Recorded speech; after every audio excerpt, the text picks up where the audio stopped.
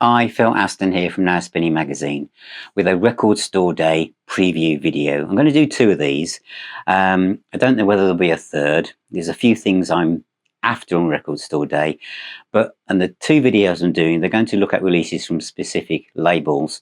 And the first one is from the Demon Music Group, who've got, and I've chosen 4 of their releases for this year's Record Store Day.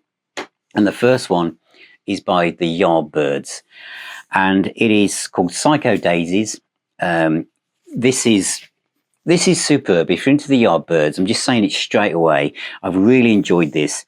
It is the first collection of UK and US B-sides. It's been mastered from the original mono mixdown tapes. There's liner notes from the Yardbirds official biographer, Greg Russo, and it's pressed on 140 gram purple vinyl with orange streaks. Do you want to see that? I imagine you do, because this looks gorgeous on your turntable. Ready?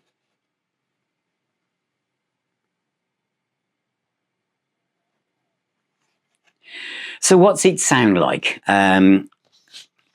It sounds great. In fact, one of Now Spinning Magazine's Facebook contributors, and someone who's worked a lot with me on this channel, is Chris Wright. And he actually said, when I showed a picture of this on the group, he said, "What's the pressing like, Phil?"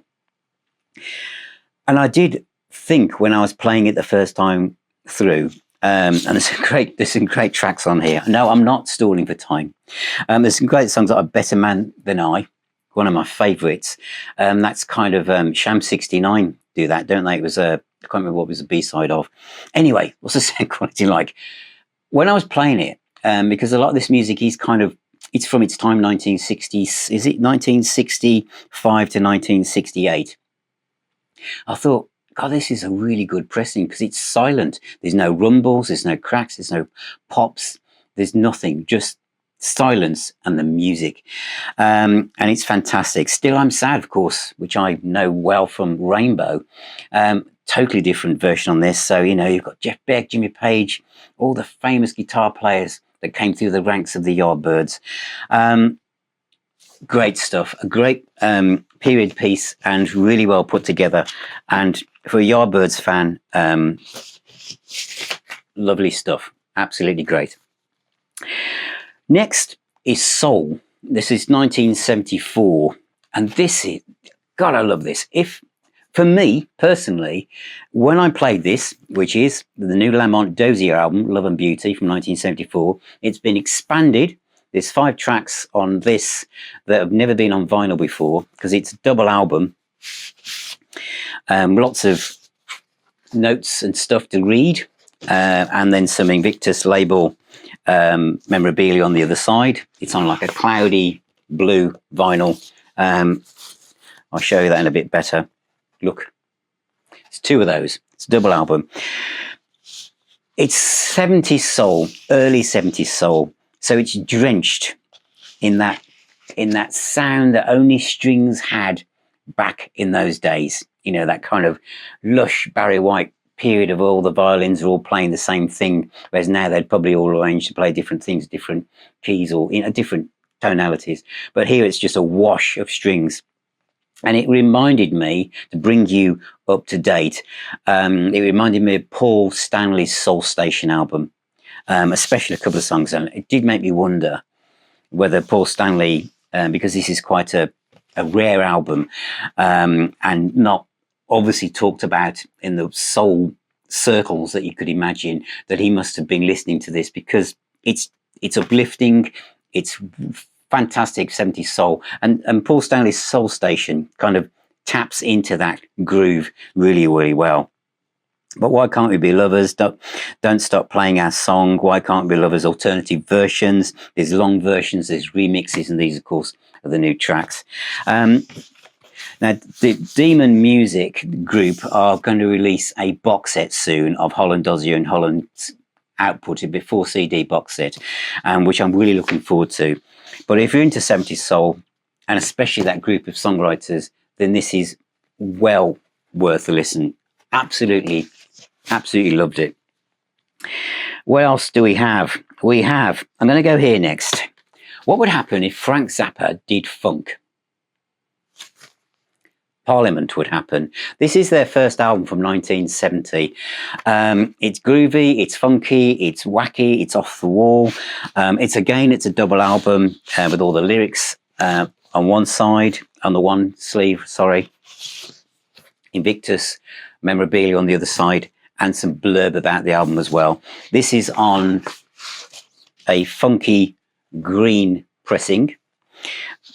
Great pressing, but it's a very, very interesting album. As you know, I've got quite a few later Parliament albums. This is the first time I've had this, but it's really, really good. Again, there are 5 tracks on the bonus disc, which have never been on vinyl before. So yeah, Frank Zappa does funk, Parliament. I'm saving the last one. The one I'm doing now finally is because this is the one that I've really, really enjoyed. And I want to say at this point, because I know a lot of people think of Record Store Day as just about, where's the CDs?